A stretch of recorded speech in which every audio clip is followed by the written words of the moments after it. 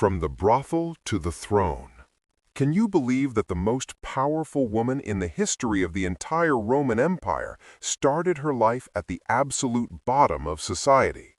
Today, we are telling the unbelievable true story of Theodora. She was a woman who rose from the dusty streets and the scandalous stages of the theater to become the ruler of the known world. She was an actress, a survivor, and eventually a saint. This is the story of how one woman saved an empire from destruction when all the men wanted to run away.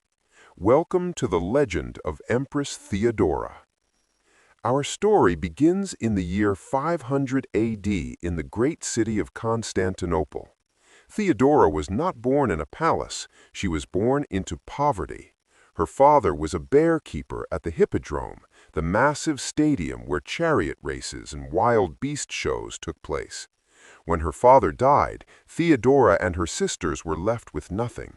To survive in a brutal world, she had to enter the family business, entertainment. In the Byzantine Empire, being an actress didn't mean you were a respected celebrity. It was widely considered the same thing as being a prostitute. From a very young age, Theodora performed on stage. She was famous for her beauty, her wit, and her scandalous performances. She knew the darkest corners of the city. She knew what it was like to be looked down upon by the wealthy elite. But inside this young girl was a fire and an intelligence that no one expected. After years of living a hard life, Theodora decided she had had enough.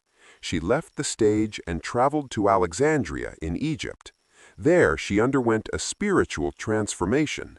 She converted to a stricter form of Christianity, renounced her old lifestyle, and began working as a simple wool spinner. She returned to Constantinople not as the star of the stage, but as a quiet, modest woman living in a small house near the palace. And this is where destiny intervened. She met Justinian. He wasn't the emperor yet, but he was the heir to the throne. Justinian was a scholar, a man of law and order. He should have looked for a princess or a noblewoman. Instead, he fell madly in love with Theodora. He saw her intelligence, her strength, and her political mind. He didn't care about her past. But there was a massive problem. Roman law strictly forbade a member of the royal family from marrying an actress. It was illegal.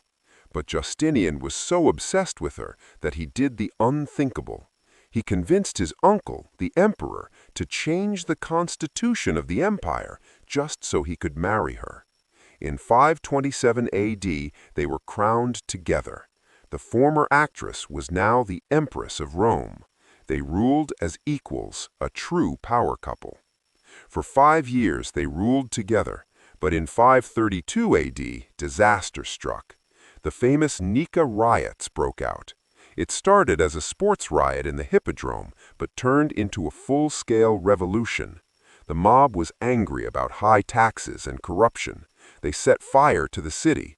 Constantinople was burning. The smoke filled the sky, and the people were screaming for the death of Justinian and Theodora. The situation was hopeless. The rebels had surrounded the palace.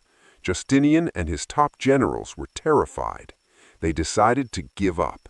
They loaded their ships with gold and prepared to flee across the sea to save their lives. Justinian looked at Theodora and told her to pack. This is the moment that made Theodora a legend. While the men were panicking, Theodora stood completely still. She refused to move. She looked at her husband and his generals and delivered one of the most famous speeches in history. She said, "My lords, the present occasion is too serious to follow the convention that a woman should not speak among men. Those who have worn the crown should never survive its loss. Never will I see the day when I am not saluted as empress." She pointed to the ships and said, "Caesar, if you wish to flee, you have money, your ships are ready, and the sea is open, but I shall stay, for I believe that the royal purple is the noblest shroud." Basically, she said she would rather die a queen than live as a fugitive. Her courage shamed the men. Justinian canceled the escape. They ordered the army, led by the famous general Belisarius, to enter the hippodrome. They crushed the rebellion brutally.